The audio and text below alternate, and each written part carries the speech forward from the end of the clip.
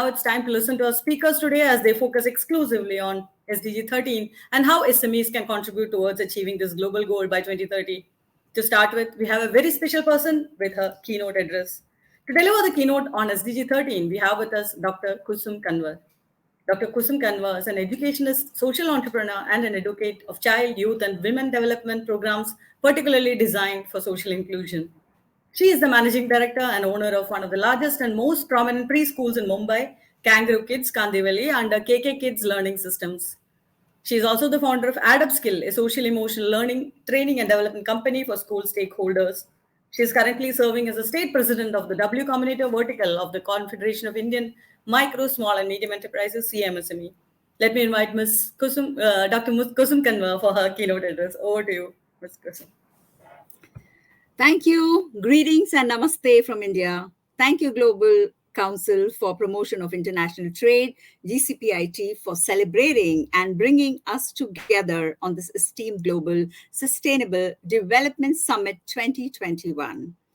That's for deliberating urgent action to combat climate change and its impact.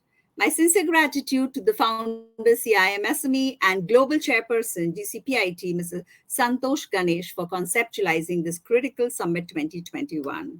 Appreciation to the Global Co-Chairperson, GCPIT, Ms. Aparna G, for the opening remarks and setting the tone for this summit.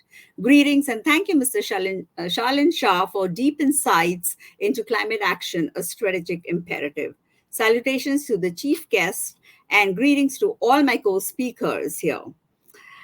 I'm very grateful for the brilliance and global reach of this highly prestigious GSD Summit 2021. We are all here to address the known fact. In simple, explicit terms, we know climate change is for real. Its impact already snarling up humanity's front doorstep and will continue to intensify in all likelihood and severity in the future. The sea level rise, landslides, famines are excessively affecting vulnerable communities around the world, a climate crisis that affects everyone. Now, discussing the contribution of MSMEs and small businesses to combat climate change in this GSD Summit 2021 today is vital for all of us. My responsibility as an educationist and a parent over everything else additionally compels me to remark that climate change is a direct threat to a child's ability to survive, grow, thrive. Children who are least responsible for climate change yet will bear the greatest burden of its impact. Extreme weather conditions, increase in frequency, and ferocity are threatening children's lives and destroying infrastructure critical for their well-being. Now, global efforts to slow climate change are promising but insufficient. To make clean environment a human right by UNHCR further adds a huge responsibility on not only governments, nevertheless, the buck stops with every one of us here. The world must invest in adapting to already present impacts and adopt climate resilience, which saves lives, reduces poverty, addresses underlying inequalities, and delivers strong economic returns. As MSMEs, we can contribute to the adaptation of economic activities and sectors. And individual MSMEs, like some of ours, have the potential to adopt actions in their business practices to contribute to the goal. Now, climate action and advocacy through schools, colleges, communities can be mindfully adopted as a universal call to action.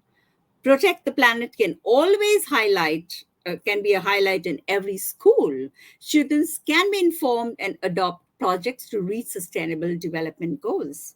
Arranging awareness campaigns and educating friends, families, and the community at large will augment advocacy. Engaging and arranging summits and conferences like ours, which media houses then pick up and cover up on exploring the realities and vagaries of climate change and what it means for the planet, will play a massive role for the people to hear the truth and not just sensational news. Simple, everyday actions that are widely spread to promote sustainability in every home.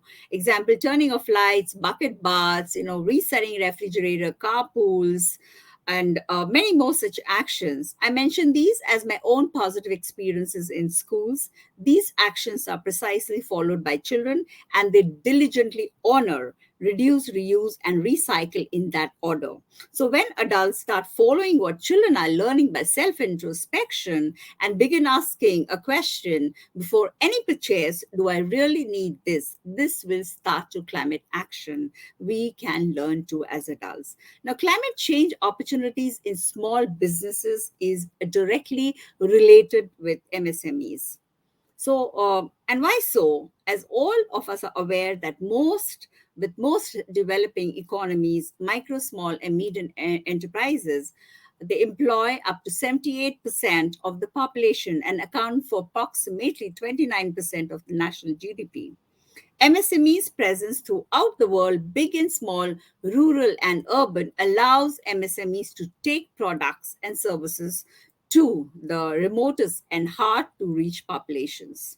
This market concentration and high level of employment means MSMEs are in good position to contribute and assist in helping vulnerable households adapt to climate change. Now, we can definitely develop and use a climate resilient goods and services that are affordable.